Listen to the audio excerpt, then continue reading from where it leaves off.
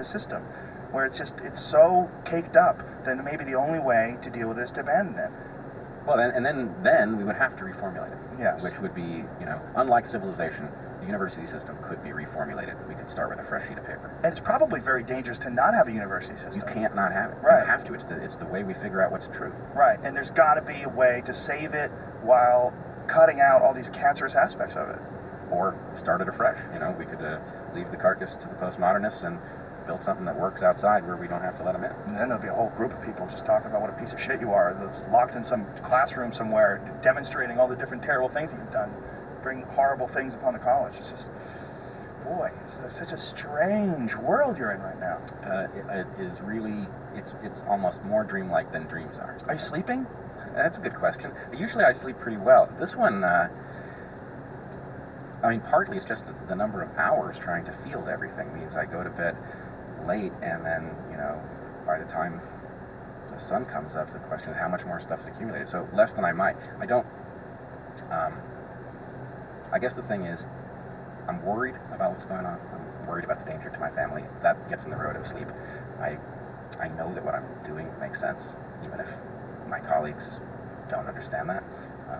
So I'm not getting enough sleep, that's for sure, but I'm also not ripped apart by doubt.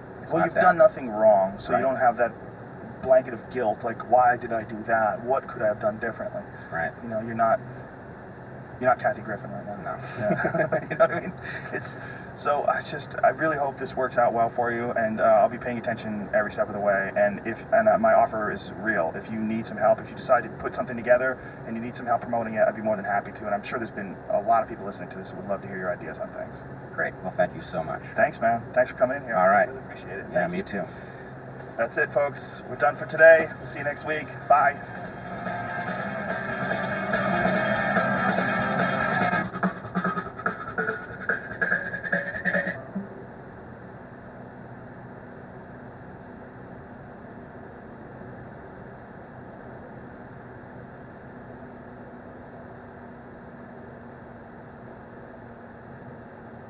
Do we have enough left for tomorrow? We don't have tomorrow. Ben Shapiro, we are live. The people have spoken. Well, thank you for having me. Thanks for being here, man. I became a fan of yours when I watched you with, what the fuck is his name? The CNN asshole. Piers Morgan. Oh.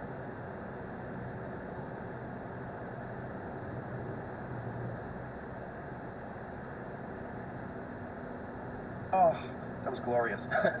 When you went after him with the Sandy Hook thing, like right away, immediately, like it was just glorious. And you could tell that he didn't know what to do with it. And he literally said, "How dare you?" Which is what I say to people all the time when I'm joking. Yeah, I say, "How dare you?" Exactly. As one of my friends said, it looked like he was clutching his pearls. He was really pissed. He was I'm really sure pissed. he was. It was a 2-segment interview, and during the break, I said to him, "Thanks so much for having me on." He kind of growled at me. He was not a happy camper. Yeah, well, you crushed him, and one of my other favorite ones was Chelsea Handler crushing him, where she was literally talking like, "You don't even talk to me in the break. In the break, you're checking your phone and checking Twitter," and you could tell he was like, "Oh no." He just, he came from that weird British tabloid environment, and you found out that the company that he worked for did really creepy shit, like check people's voicemails. They hacked into people who were dead, and it gave the family false hope because they had checked the voicemail, and they found out that someone checked in, and they thought, oh, maybe she's still alive. And then we made him a host on, like, The X Factor and brought him on CNN. It was awesome. I just don't Good media understand decisions all around. why CNN thought that. We have this fascination with British people. Yes. If you have a British accent, we automatically add 20 points to your IQ. Yeah, they're great for like selling mops late night and non-stick cookware. And I enjoy John Oliver. I think John Oliver is great. And apparently he has, a lot of people think of all British accents as being the same, but he has like a blue-collar British accent. Mm-hmm. But I don't. I can't tell the difference too much, except when I'm watching My Fair Lady or something. Well, I could tell people from like Manchester and stuff like that because they have like this sort of like way of talking so fast that all the words kind of pile into each other. But yeah, Oliver's his recent one, Eddie Bravo got really mad at it. The recent one about Alex Jones is fucking hilarious. I don't know if you've seen it. It's almost impossible to make something not funny about Alex Jones. Yeah, you got to meet Alex. Have you met him? I don't know that, given how much I've made fun of him. Oh, it'd be fine. Oh, really? Trust me. Okay. Yeah, he's a He wouldn't like guy. to strip off his shirt and start. He might, but he'd calm down. You're a good guy. We're basically on the same team. He would come around. Yeah. Well, if you remember, the Piers Morgan thing happened 2 nights after Alex was on. In 6.1 miles. Continue on State Route 25 East, Cape Cod. Yeah. So Oh, yeah. so Piers was like flying high because he had that whole debate with Alex, and Alex did his shtick, and it was really Right. over the top. And he thought I was going to be like Alex Jones Part 2, and it was going to be Piers, succeeds again. And Alex and I could not be more different in our approaches. No, you're very rational and very reasonable. And we've been talking about some of your debates. There's not a lot of guys like you out there, which is really interesting. It's like you're a fast-thinking, fast-talking, very smart young guy who's also a conservative.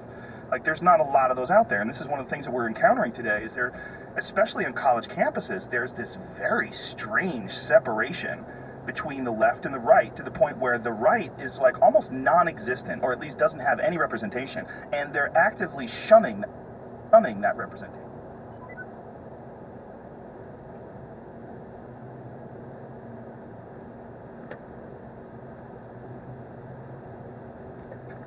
Like, they're pushing people out. I know what's going on with you in Berkeley. Has that been resolved? Yeah, I think that so Berkeley, after the publicity, they said they're going to try Explain and to people if they don't know the whole story. Yeah, please. so UC Berkeley, if you recall last year, I actually spoke there before any of this happened. I spoke at UC Berkeley in like April 2016, and then Milo was supposed to speak there, and he actually went there, and there was a riot where Antifa infiltrated the student community, and there are all these pictures of them bombing things and blowing up cars, and they're setting them on fire at least, and throwing things at windows.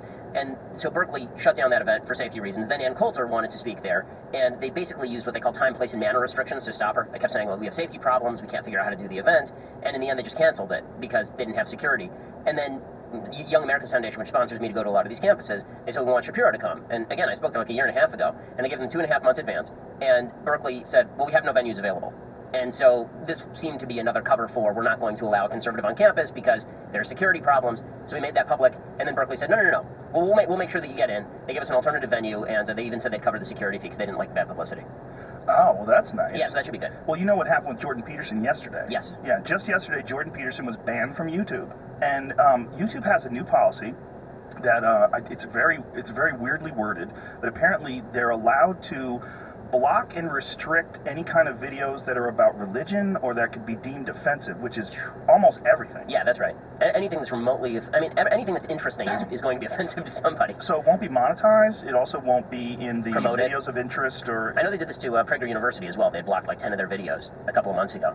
Yeah. So it's this is nasty stuff. And listen, YouTube's a private company. They have the right to do what they want, but don't proclaim that you're a free speech promoting institution if you're going to block people like Jordan Peterson, for God's sake. Well, the problem is they're not blocking things that are offensive to other people. They're not blocking certain things that are representing Islam in a positive light. That's right. Or there's a lot of weirdness with this left-wing choice of what to censor and what not to censor. And it's not just dangerous, it's also bad for the whole idea of being a progressive or being a liberal, because it makes them look really petty and really weird and really resistant and hesitant to actually have real debate. Yeah, for sure. And this is one of the reasons why I'm very meticulous in my terminology about people who are on the other side of the aisle. I actually separate people who are liberal from people who are leftist. So when there are people who try to ban speech, I call them leftist. And if they are not interested in banning speech, then they're liberal, meaning they want bigger government, they disagree with me on politics, but they're still willing to have a conversation, they want an open forum.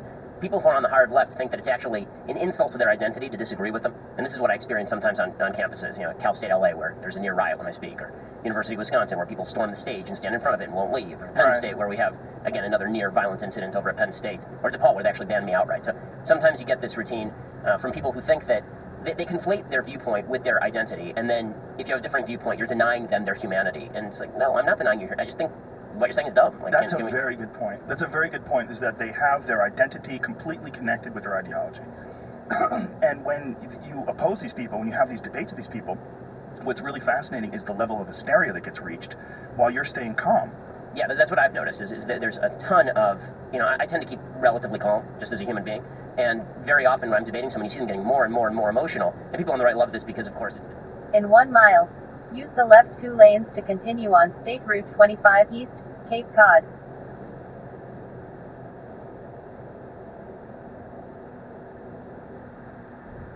Of the snowflakes. But Right. the easiest thing in the world to do is trigger some idiot college kid who doesn't know his ass from a hole in the ground. And what's hard to do is actually discuss issues with somebody who's intelligent enough to make the point. But the level of hysteria on the campuses has really increased. I mean, I now have to travel with 2 members of security to every campus just because you don't know which campus is going to go off. I never had to travel with security before. It's the weirdest thing in the world. How long ago did this start happening? Well, February of 2016 is when I started traveling with security. So I spoke at University of Missouri. Remember they had the big blow up at University of Missouri with Black Lives Matter taking over campus offices and suggesting that there was some sort of big racism problem at Mizzou, which is just ridiculous. And so they flew me in. I did a speech there. And then the next time I spoke was Cal State LA. Continue on State Route 25 East, Cape Cod. Brought in a couple of security guys, and I was like, Watch out, vehicle on shoulder ahead. Continue straight for 15 minutes to exit 10, US 6, Bourne, Hyannis, Old exit 3. what do I need security for? I'm just speaking on a campus. Who cares? We get to the campus, and they'd already tried to cancel my speech because of security, and I said, I'm coming anyway, so tough. I had to be escorted in by 20 armed police officers. I had to be escorted off campus by motorcycle cops flashing their lights. There were 300 students who had blocked all of the entrances, were physically assaulting people trying to get into the theater. The police had to sneak the students in 2 by 2 into the theater. They told them that until I left the campus, they couldn't actually let the kids out of the theater because they were afraid that if they let the kids out of the theater, they'd be attacked as they were released. It was... Watch out, vehicle on shoulder ahead. It was pretty wild. So after that, it was like, okay, well, I guess the security's necessary. Wow. What is shifting? Like, what is ramping things up? I think the identity politics is ramping things up. So I think there's a new mentality out there. It's this intersectionality politics on the left that says that they're a bunch of victim groups, basically. Right? They're blacks and Hispanics and gays and Jews and Asians. They're all victim groups. And we get all those people together to attack the system because the system is keeping them down. And and there's a hierarchy among these victim groups. And if you are a straight white male, you're at the very, very bottom of the hierarchy in terms of viewpoints that should be acknowledged because you're the creators of this vast white supremacist system that keeps down everybody else. If you're a black woman, you're near the top, right? If you're LGBT, you're at the top. If you're a white guy and you challenge the viewpoint of a black woman, your viewpoint is an attack on her identity. And therefore, she has the right to shut you down. And so the idea is that your words are violence to her identity, and therefore she has the right to react. This is the term you hear on campus a lot is microaggressions. This idea that my opinion microaggresses you. Now, even that terminology I think is really stupid because normally in regular life we would say that's insulting and you said something I don't like. The terminology microaggression suggests aggression, like I'm actually doing something aggressive to you, and the rational response to someone aggressing you is to use physical force in response. And so you start to see a more violent response. I think it's been growing in our politics. I think there's a reactionary side on the right that's growing. If there's an identity politics on the left that says, black identity politics, gay identity politics, female identity politics, I think you're starting to see in some areas of white identity politics that's almost formed in response. Like, okay, well, if everybody else gets to have their identity politics, why can't we defend ourselves on those same grounds? I hate that shit. I mean, I think it's terrible. I hate that shit too, and I would like to find the person who invented the term microaggression. Because that fucker, whoever it was, they created quite a mess. Now, I'm sure you saw what happened at Evergreen with Brett Weinstein, where literally the left is eating itself, and that's where it gets crazy. It's like you're not progressive enough unless you're literally submitting to leaving your class because you're white. Like, you can't be there because you're white. They want a day of absence, meaning the professors, the white people. And then when you don't do it, you're somehow another racist and a Nazi. I mean, the whole thing was very bizarre to watch, but not surprising because you see it so often all over the country right now. It's almost like some new flower of ridiculous thinking and behavior has blossomed, and it's in bloom everywhere. And when people can point to it existing in other places, like in Missouri, where that woman, what was her name, Crick? Was that woman who got the Melissa Click, yeah, whatever her name was. Yeah. But when you see it in video, when you see her on video saying, "Can we get some muscle over here?" Exactly. Like, this is fucking insane. Like, you're telling a photographer, and by the way, a minority, an Asian man, Asian man taking photos of a public place that you've created some safe space, but it's this weird thing where it's half of it is identity politics, but it's also wrapped up in this need to control people and control people's behavior, control their vernacular, control the way they communicate, and how much you give in to groupthink. It's weird. It's scary. And Jonathan Haidt, who's a social psychologist over at NYU, he did a really good piece for The Atlantic in 2015 about this phenomenon, this kind of safe space, trigger warning phenomenon, this idea that you must never be forced into a position where someone has an idea that opposes yours. And what he said is it basically makes people crazy. It actually makes you crazy. That the idea in psychology is that if you have a chain of thoughts leading to a bad outcome, if you're depressed, right, if you're depressive, then you have a chain of thoughts leading to a bad outcome. The way that psychologists deal with that is with cognitive behavioral therapy. They say, okay, where in this chain of thoughts are you going wrong? Are you attributing to somebody a motive they don't have? Right? Is your wife really being nasty, or is it you just attributing nasty to her, and that's why you're getting depressed or spinning off, right? Try to control your own chain of thoughts. What the microaggression trigger warning culture does is it actually grants value. The more you are offended, the more value you are granted. And therefore, you have actually an interest in being offended. We give you awards if you're offended. Right. You're treasured if you're offended, because it demonstrates that you're woke, right? The more you are offended, the more we can show that you are woke, and because you are woke, therefore, you are granted this virtue, you get to lord it over everyone else. I mean, I say in my speeches, if we could somehow identify, like, the LGBT, half black, half Hispanic, 1/4 Native American, little person, then we would finally have the person who we could go to answer all of our questions, because their identity would be unquestionable. It'd be Yoda. Right. If we could find Yoda, we could just get rid of democracy and discussion altogether. He could just rule from on high. He, she. I don't want to put a gender on Yoda. Right, I don't think Yoda's gender. Does Yoda think It's a Yoda's a guy. dude, right? It's got to be a guy with a deep voice. Maybe we're being rude by insisting. know. But yeah, you're absolutely right. There's no one's left enough. Yeah, it's. I don't know where the limit is, and they're so far left that they've actually made common cause with the people they hate, right? So when they talk about safe spaces, and so in Missouri, you had all these black students protesting, and they actually said, "We don't want white people who think like us."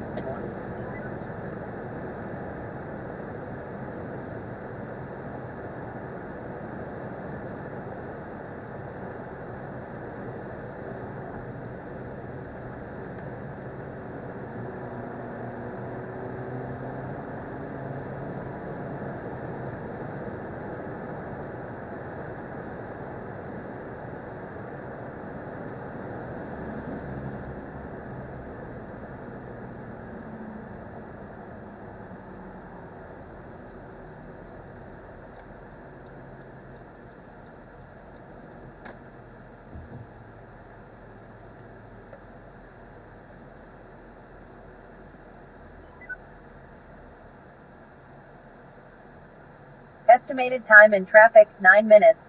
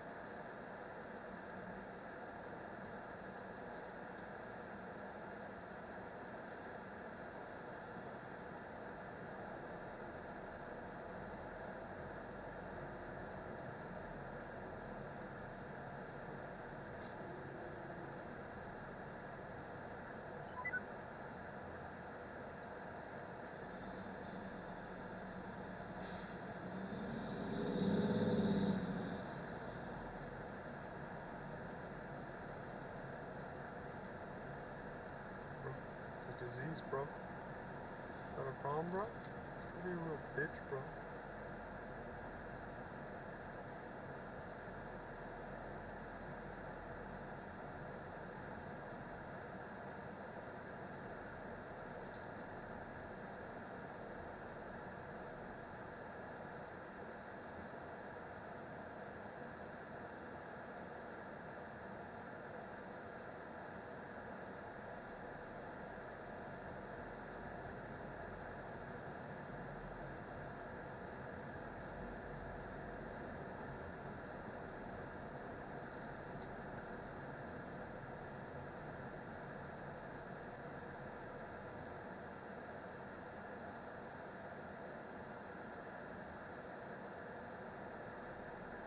Bro, what's a gay, bro?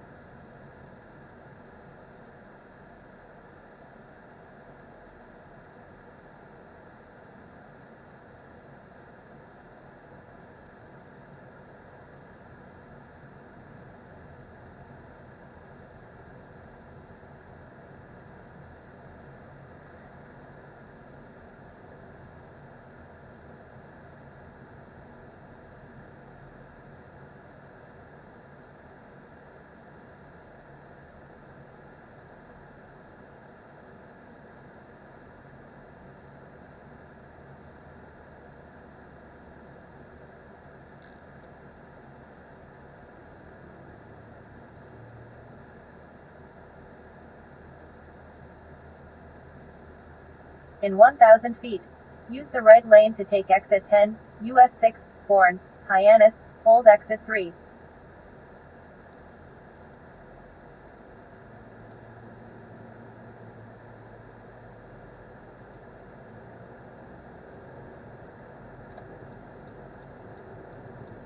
Exit right to exit 10, US 6, Bourne, Hyannis, hold exit 3.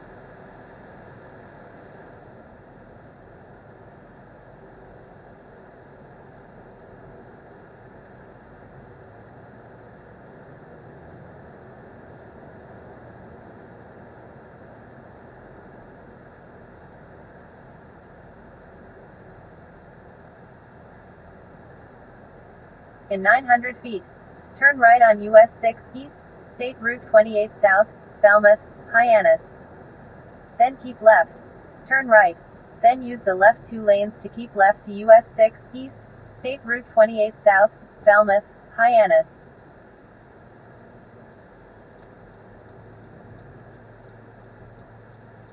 Use the left 2 lanes to keep left. Then use the left lane to keep left to US 6 East, State Route 28 South, Falmouth, Hyannis. Use the left lane to keep left to US 6 East, State Route 28 South, Falmouth, Hyannis. Then use the right 2 lanes to keep right to US 6 East, Hyannis, Provincetown, to State Route 3, Plymouth.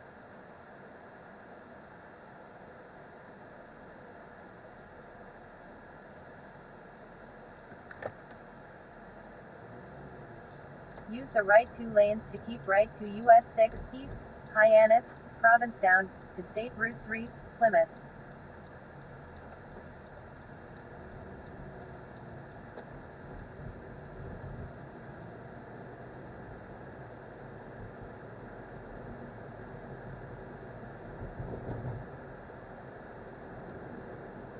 In 3.2 miles, exit to US 6 East, State Route 6A, Hyannis.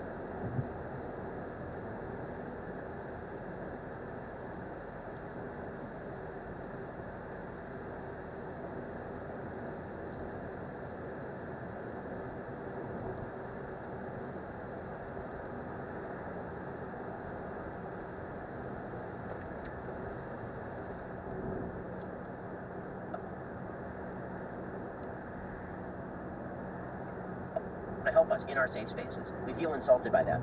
I just thought to myself, well, the KKK agrees. Like, if you want to do safe spaces for separate races, I can find some Jim Crow racists who are totally up for that from like 1962. Well, there's the really bizarre statement that I've heard over and over again, that black people cannot be racist against white people because they don't have any power over white people. Yes. Wow. Which is just... It's inane. I mean, it's an inane statement. This idea that you have to have power in the superstructure in order for you to even be racist. I can understand the argument if they said, look, you being racist... Estimated time in traffic, 8 minutes.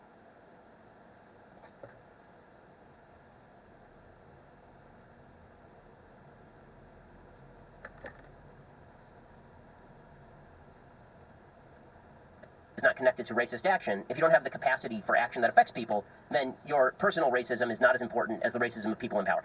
That at least is an argument. Right. But the idea that you can't be racist at all if you're black because black people don't have enough power. First of all, the idea that black people have no power in the United States is utterly crazy. I mean, it's utterly crazy. Well, especially when it was going on, what? A While black Obama man was president, the attorney general was president. And I always said this about Baltimore. We kept hearing about Baltimore, right, where they had the riots. They had riots. And they were saying, well, the Baltimore PD, they're cracking down on black people.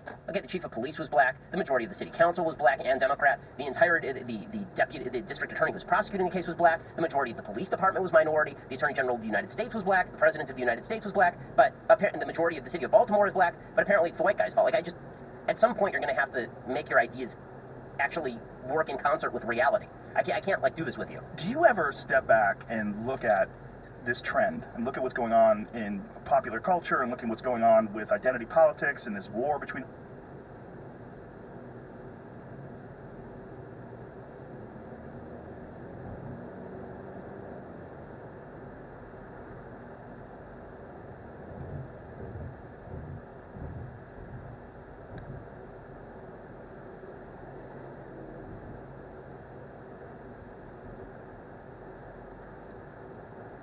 In 1,000 feet.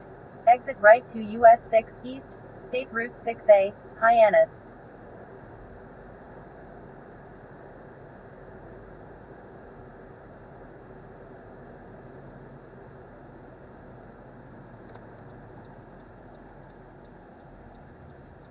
Exit right to US 6 East, State Route 6A, Hyannis.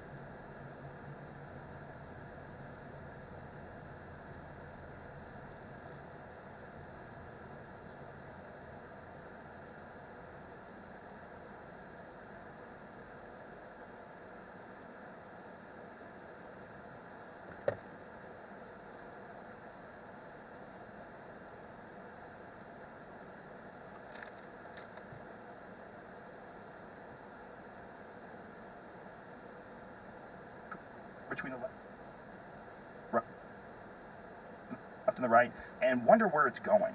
I mean, it feels like the people on the left are completely emboldened by the fact that you have this guy in office who has said things like grab him by the pussy, and he lies all the time and makes fun of people's plastic surgery. And you think that having this guy in this position, I guess, in some way emboldens them and makes them even more convinced the fact they're right. Fight, put up the resistance and hashtag resistance, all over the place.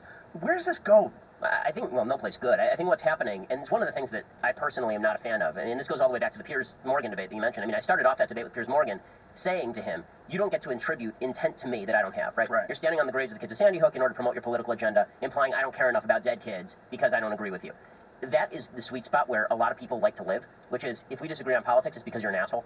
Right? It's not because we disagree on the best method to get to the goal, or we have different goals. It's because you're a bad person. And I think that what you're seeing is with Trump, there's an attempt to cast all of his voters as people who love all of the things that are bad that he does and says. It's not that they voted for him because they thought Hillary Clinton was the worst presidential candidate in the history of America, which is true. Right? So they voted for him because they like the grab him by the P word stuff.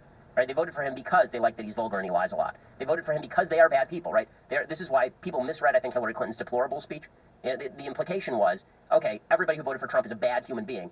They tried this with Romney, too. I mean, they tried to castigate Romney, who's whatever you can say about Mitt Romney. Mitt Romney was maybe the most honorable person ever to run for the presidency. They tried to cast him, as Joe Biden said, a guy who wants to put y'all back in chains. And he said that he straps dogs to the top of his car. He's an evil, nasty guy. Did he really say that? Oh, yeah. This was a big issue in He the campaign. straps dogs? So there was a story, I think it was in the Boston Globe, about how, like, back in 1982, he went on a family vacation, and when they were traveling, he put the dog in a cage and put the dog on the top of his car. And this was like a big campaign issue, right? You remember Binders Full of Women? And you Yeah, remember I what that. you remember in the 47% number. right, exactly. Don't pay attention Right, to he's that. mean. He hates the poor. Yeah. He hates women. The Binders Full of Women thing was particularly stupid because the entire point he was making is that I was trying to recruit women to my administration so they'd bring binders full of female resumes to me Right. so I could staff more women. And they turned it into Binders Full of Women. He's like, Hugh Hefner. Yeah, Yeah. Mitt Romney? Like, really? So Right. this attempt to castigate the other side is really bad. And I think that you see some of that on the right, but I think it's more reactionary. I think that the unearned moral superiority that the left likes to kind of wallow in, I think that's more on the left than on the right, although I think that there is an attempt by some on the right now in response to do some of that. Well, it becomes these sticking points that you use to win, and it becomes something that people repeat over and over again, like the deplorable thing. Or, Racist, sexist, bigot, homophobe. yeah, it's just, well, I was walking down New York City, down the street, right after Trump won when they were protesting, and there was this guy right next to me fucking screaming. He wasn't even in the actual parade itself. He was, like, on the sidewalk, but he was screaming, Donald Trump, KKK, racist, sexist, anti-gay. Yep. He had just boiled it down to this thing, but the best part about it was he saw a black guy coming towards him, and he just started screaming, Black Lives Matter, Black Lives Matter. And I saw him, I saw his soul, like in that one move, Exactly. that shift to screaming Black Lives Matter when he saw a black guy. Yeah, Like, exactly. The whole thing was just... So there's the intersectionality for you, right? You have to know how to appeal to every racial group on the basis of a stereotype. It could have been Thomas Sowell. He wouldn't have known. Yeah, it's almost like In half a mile, use either lane to continue on US 6 East.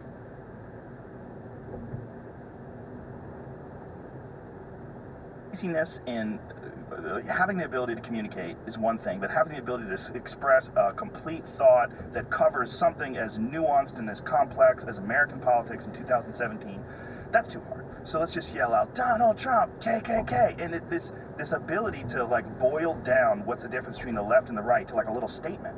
In 1,000 feet, continue straight.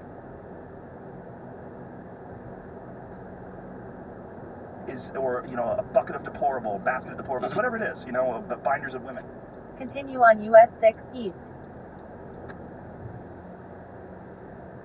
So tempting because it's so powerful that it works. You can put it on the back of a bumper sticker, and I think we've also been shaped a little bit by look, we all live in Hollywood. I mean, you live in Hollywood. Continue straight for 35 minutes to exit 82, State Route 124, Harwich, Brewster, hold exit 10. Everybody watches movies. So when we do politics, we tend to see it through the prism of House of Cards or any of the other political movies you've ever seen. And that means there's a bad guy, right? There's a bad guy, there's a villain. And the villain it can't just be that the villain is somebody who's incompetent. Like, usually in politics, if somebody is bad, sometimes they have a malevolent point of view. That's pretty rare. Usually it's somebody who's misguided, and they have some bad ideas. Usually they're just stupid or incompetent. Like, this is what I keep saying to people who oppose Trump. Like, why are you attributing to him malice when stupidity would do? Like, you keep saying that everything Trump is doing is out of some sort of malicious genius. Are we watching the same film? Like, if you have a problem with Trump, it seems I have a solution for the left, by the way. If they really hate Trump this much, listen, I thought Obama was a crappy president. I have a deal. How about we just minimize the power of Washington, D.C., and then we don't have to give a crap who's the president of the United States? You think anybody in 1832 really cared who the president was? It had no impact on their lives. But now the presidency has this outsized impact. We care about Washington all the time. The truth is we watch it for fun. I mean, right now, the last week particularly, with Scaramucci, it's impossible not to watch it for fun. But it's actually kind of serious business. Like, there are other world leaders who are actually looking at this like, this impacts my nation. For us, we look at it and we go, well, I wonder what's on TV on tonight's episode of Trump, the series. Well, when you say reduce the power of the president, I think there's a lot of people that would think that would be a great idea, because having one person has the authority over 300 plus million people, it is kind of ridiculous at this point in time. But how would you go about doing that? Like, what would be the best way to implement something like that? I mean, it really isn't just the presidency. You'd have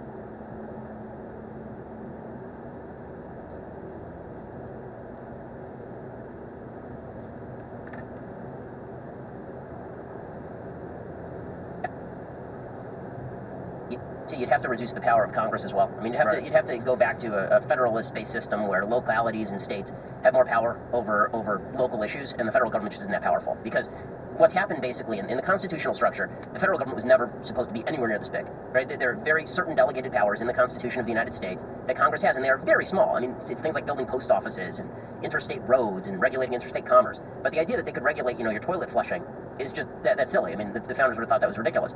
Yet you have a federal government that's that big. So Congress regulates on that. But if you're in Congress, the last thing you want is to be answerable for that. So what you do instead is you drop vague statutes, right? You say things like, we're passing a law that says that we should fix the environment. And then you kick it over to the executive branch. And the executive branch, run by President Trump or President Obama, has a bunch of executive branch agencies like the EPA. And the EPA puts together all these regulations that you've never seen, never heard of, you never elected these people. They put together all the regulations, and then those are the ones that actually govern your lives. So if you're in Congress and things go bad, you say, well, that's not what I meant to do. I told them to do good stuff. And the bureaucrats who are not elected don't have to care. So basically you have everyone kicking the can to the other person for purposes of responsibility. The only way this is going to happen is if the American people just decide they're sick of the federal government running all this stuff, and they start actively working to elect people who want to minimize their own power, which is difficult. I mean, most people in power don't want to minimize their own power. Yeah, that seems almost impossible. It seems like no one who's worked so hard to get to the top of the game is going to try to... The other way to do it is to elect people on the state level who are pretty zealous about their own authority. Right? You've seen this from like Greg Abbott in Texas, that every so often he'll say to the federal government, listen, you're telling me to do something? Go screw yourselves. Like, what are you going to do about it? Well, And Texas is a weird one. Like, they're almost ready to leave. yeah, Like, at any I point in think time, that's they're right. ready to put a fence up and go, fuck you. And just, I mean, weren't they for the longest time? They were not really a state, right? They're still called the Republic of Yeah. Texas, right? So yeah, I mean, people in Texas, I mean, it's a wonderful state. I love that when you drive through Texas, every single store is called Lone Star, Yeah. Lone Star Brewery or Texas this. Everything is named after the state. Like, nothing is really named after the country. It's all named after the state. Like, a lot of state pride in Texas. There's a lot of state pride, maybe more than any place else I've ever been. Yeah, well, not a lot of state pride in California because everybody's a transplant. And Yeah. also, Well, there's like, some, people who got here and it represents something that they always wanted, some sort of a liberal paradise where you could get famous for doing nothing. I mean, it kind of is that. I feel like there's some city pride. Like, there's Hollywood Yeah, pride, there's sure. San Jose pride, but like California pride, I mean, the people who run the state are idiots. Well, California's so confused. I mean, we have a grizzly bear on our flag, but we don't have grizzly bears. We have a team called the Los Angeles Lakers, not a lake in the state, right? Yeah, our lakes are all man-made. We have to keep pumping water in them because they fucking dry up. Our river is Yeah. just a giant concrete Yeah. ravine. The Yeah, it's LA pretty awesome. River is hilarious. When I've shown people the LA River, I'm like, that's the LA River. They're like, shut up. Yeah, the romantic I'm like, and scenic it's a LA real River. river. Like, that's not a river. No, it's the LA River. Like, it is LA. It's a fucking concrete, shitty slide for water. And this city is so dirty. I mean, it couldn't weird. be, like, I've grown up my entire life here. I mean, I was born in Burbank, grew up in North Hollywood. Like, I've lived here my entire life. The first time I realized I liked it is when I moved to Boston for law school, because at least the weather here is good. Yeah. But yeah, I mean, it's gotten so shabby lately. It's such a shabby city. The weather's amazing. But have you ever been to Mexico City? No. I've been a couple times for UFC events. I'm not going back because I would get headaches from the pollution. And what Mexico City to me is like LA in the future, but with zero respect for the traffic lights. When I mean zero, I've never seen anything like it. It's crazy. They're very nice people. Like, everybody's worried about getting kidnapped over there. I find Mexican people to be some of the nicest people and real friendly and easy to get along with, but they don't give a fuck about traffic lights. When we were stuck in traffic, like, there's bumper to bumper and it's a green light going this way, cars just go in front of you and they just sort of make their way through, and people hit the brakes and they make their way through the intersection. It's a straight up red light and they just go. And it's not just one guy goes and another guy goes behind them, and then you got like 20 cars, and it's just gridlock Yeah, everywhere. it's funny you say this, but it's actually indicative of why the United States works, that people actually follow traffic lights. Like, it's true in Italy also, it's true in Israel. Like, when I visited Israel with my wife when we got married, no one pays attention to the traffic rules. Everyone's honking their horns at each other. I'm American, so I'm like, why are these people so rude all the time? And my wife's like, honk the horn. She's Israeli. But it is why, like, in America, because we have a baseline, and this is what I think is breaking down, actually, so not to get too deep on a point about Mexican city traffic, but I think that, the country was based on this idea. There's a social fabric. We all have respect for each other enough that we're going to follow the basic rules of the game. And that's true as far as traffic lights. It's true as far as financial dealings with one another. And when you lose that, when you lose the basic respect for the guy who lives next to you, you need to get through the red light. Screw him. Doesn't matter if it's red. Then it's kind of indicative of a culture in collapse generally when small rules start to go broken. Like, in Italy, the problem in Italy is that 50% of their economy is black market because they have high tax rates and no one pays them. You're starting to see that in California too. California has the highest taxes in the country by far. We also have the #1 rate of deductions. So we pass all these high taxes so we can, congratulate ourselves for social justice, and then we avoid all the taxes as much as we possibly can. It's wonderful for the accountants. Yeah, exactly. Those people are making a freaking fortune. Well, I just also feel like when you get a giant number of people smashed into a small area, and with LA, it's not even a small area. It includes Greater Orange County, and it goes into the Conejo Valley, and it's just like there's so many of us. There's so many. Yeah. It's almost like you get that sort of diffusion of responsibility thing, where there's just too many people to care about, and you lose this feeling of value that you have for fellow people. I lived in Boulder for a little while. And when I lived there, the People's Republic of Boulder, you want to talk about lefties. Oh, yeah. Holy shit. If you had a right-wing anything on your lawn, like a sign for someone running for, they would take it down. They literally take things down. But when I was there, I was amazed at how many people are polite when they drive. And